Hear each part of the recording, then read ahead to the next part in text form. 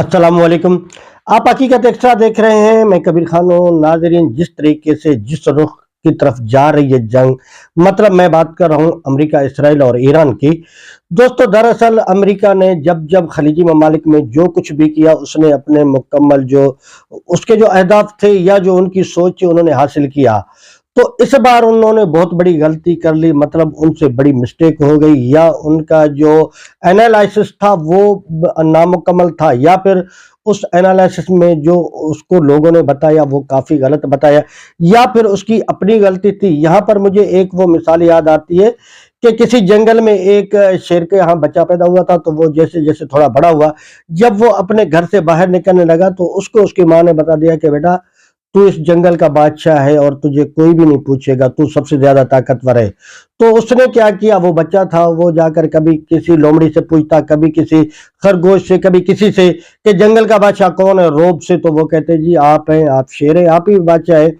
तो ऐसे करते करते गलती से वो किसी हाथी के हत्थे चढ़ गया। मतलब उसने एक हाथी से पूछ लिया कि हाँ भाई, जंगल का बादशाह कौन है। तो हाथी पहले ही को गुस्से में था, उसने उठा के मारा सूंड से। वो 8 फुट जाकर दूर गिरा। तो वहां से उठकर बड़ा धीमे लहजे में बोलने लगा कि देखें, अगर आपको नहीं पता तो बड़ी भी आप ना बताए, तो मार क्यों रही हैं। तो इसी तरीके का इस्तीफा जो है वो भी ट्रंप के साथ हुआ या अमेरिका के साथ हुआ, क्योंकि अमेरिका को आदत थी पहले, जैसे उसने इराक के साथ किया, या फिर इसराइल ने गजा के साथ किया, या इसके अलावा अफगानिस्तान के साथ किया, या इससे पहले जब इनकलाब नहीं आया था, इनकलाब से पहले भी इनके जो है अच्छे ताल्लुकात हुआ करते थे ईरान से। तो इनके जहन में आया कि 30 साल गुजर चुके हैं और जो खामनाई साहब हैं, जो सुप्रीम लीडर हैं, वो बूढ़े हो गए हैं। तो उसके बाद ज्यादा से ज्यादा इसको अगर हम राह से हटा देंगे, तो उसके बाद हम जैसा चाहेंगे, जैसे जैसे जिस तरीके से उनकी आदत है, बहुत सारे मुल्कों में वो अपने अपने हिसाब से जो है वो रजीम चेंज करते रहते हैं।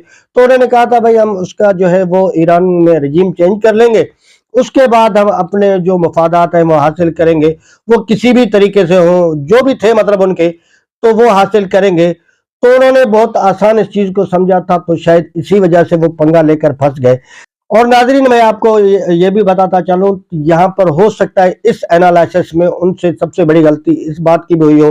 कि भाई मतलब ईरान के पास ना तो एयर फोर्स है, ना कोई इतना मतलब उनके पास कोई बहरी फौज है,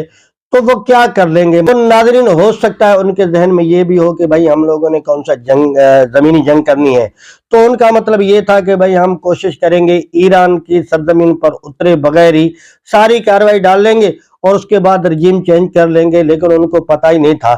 और आज तक शायद किसी को ये पता नहीं कि ईरान के पास कितना असला मौजूद है। क्योंकि ईरान ने जो अपनी स्ट्रेटजी अपनाई, या जिस तरीके का उन्होंने लाइम अमल तैयार किया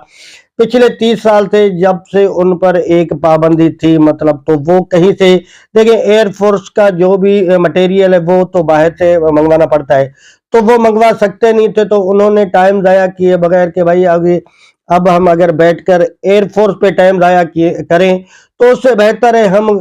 वो अपना असला वो तैयार करें, वो मिसाइल तैयार करें जो घर बैठे, मतलब हम ईरान से कहीं भी उनको बैठकर हिट करें। और ये जो 30 35 साल 40 साल जितने अरसे से लेकर ईरान पर पाबंदियां थी, उन्होंने सिर्फ इसी चीज पर तवज्जो मरकूज रखी कि भाई मतलब जमीन पर हम किसी को उतरने नहीं देंगे और उसको उसी को नेड़े नहीं आने देंगे। तो मतलब उन्होंने यही टारगेट बनाया होगा कि भाई अभी जो भी करना है घर बैठ के करना है, मतलब घर से जहां दिल करे। और वो आज कर भी रहा है, आप देख रहे हैं, वो घर बैठकर अपने मकाम से कहीं उड़े बगैर, कहीं फ्लाई किए बगैर, एक ही जगह पर बैठकर वो मुख्तलिफ खलीजी ममालिक को जो है वो टारगेट कर रहा है। मतलब मुल्कों को टारगेट नहीं कर रहा, मैं तो ये कहूंगा कि जहां जहां पर उसको अमेरिका के एयर बेस नजर आ रहे हैं, वो उनसे अपना बदला ले रहा है, वो उनको जो है वहां पर निशाना कर रहा है। और वो उसमें बहुत हद तक कामयाब गया है और अभी तक कामयाब है। और उनके मुख्तलिफ जो जराए हैं, जो वो उनका ये कहना है कि भाई ये तो मतलब कुछ लोग कह रहे हैं कि यार 8 10 दिन या 20 दिन या महीना, ज्यादा से ज्यादा इसके बाद जो है वो ईरान जंग नहीं कर सकता। लेकिन ईरान का कहना यह है कि मैं 1 साल तक भी अगर इसी तरीके से जंग करता रहूं तो मुझे फर्क नहीं पड़ता। इतना को इसने बनाया हुआ है और अपनी जगह पर कहीं पे उन्होंने रखा हुआ है। اور ناظرین دوسری طرف اگر دیکھیں ہم آبنائے ہرمز کو تو اس کو بھی کتنے دنوں سے بند کیا ہوا ہے، اور یہاں پر میں آپ کو بتاتا چلوں کہ خلیجی جتنے بھی ممالک ہیں ان کا 80% جو تیل سمیت مختلف جو کاروبار ہے وہ اسی آبنائے ہرمز سے ہے۔ اگر یہ بند ہوتا ہے تو اب یہاں پہ کیا دیکھنا ہے کہ کیا امریکہ یا اسرائیل مل کر آبنائے ہرمز کو کھلوا سکتے ہیں، کیونکہ جو امریکہ کی طرف سے یہ باتیں سامنے آ رہی ہیں کہ وہ کہہ رہے ہیں کہ بھئی ہم آبنائے ہرمز کو کھلوا لیں گے، تو میں نہیں سمجھتا کہ آبنائے ہرمز کھلوانا کوئی اتنا آسان ہوگا، کیونکہ ناظرین ٹوٹل 30 میل کا ٹوٹل یہ فاصلہ ہے، اور بالکل یہاں پر آ کر جو سمندر ہے وہ 30 میل تک کی چوڑائی کا رہ جاتا ہے۔ اور ناظرین اگر یہ کچھ ٹائم اور آبنائے ہرمز بند رہتا ہے تو بہت سارے خلیجی ممالک میں تیل کی شدید قلت ہو جائے گی، اور اس کے علاوہ اور بھی بہت ساری چیزوں کی جو کہ ان کے لیے ناقابل برداشت یہ نقصان ہوگا۔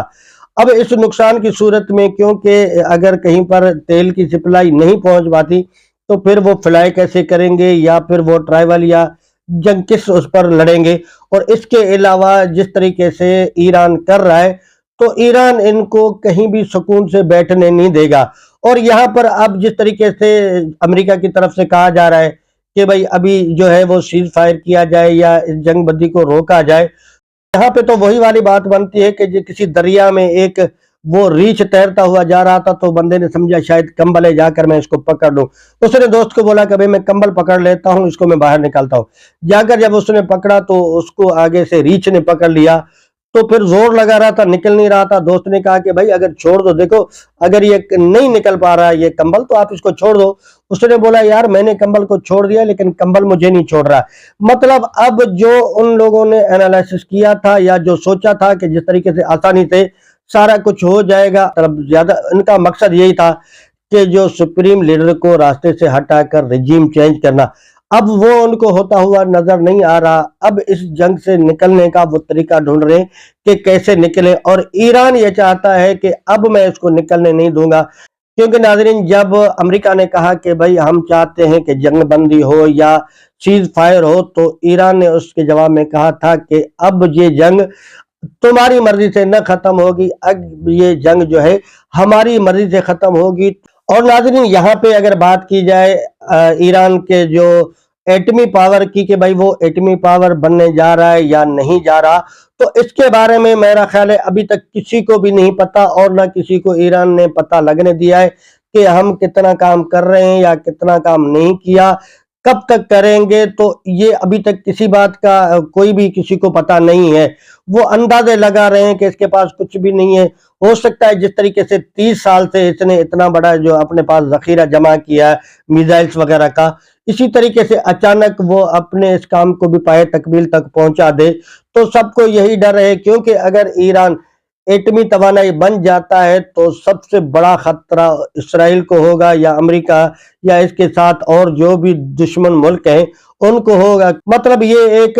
تھنک ہے، ایک سوچ ہے کہ میں بھی ایسا ہو۔ بہرحال یہ جس طریقے کا معاملات چل رہے ہیں، جیسے یہ جنگ آگے آگے بڑھ رہی ہے اور دوسرے ملک اس میں کود رہے ہیں، تو اللہ نہ کرے یہ تیسری عالمی جنگ کی طرف جاتا ہوا جو ہے یہ معاملہ نظر آ رہا ہے۔ آج تک اتنا ہی، ملتے ہیں اگلی ویڈیو میں، تب تک اپنا اور اپنے چینل کا خیال رکھیے گا۔ اللہ حافظ۔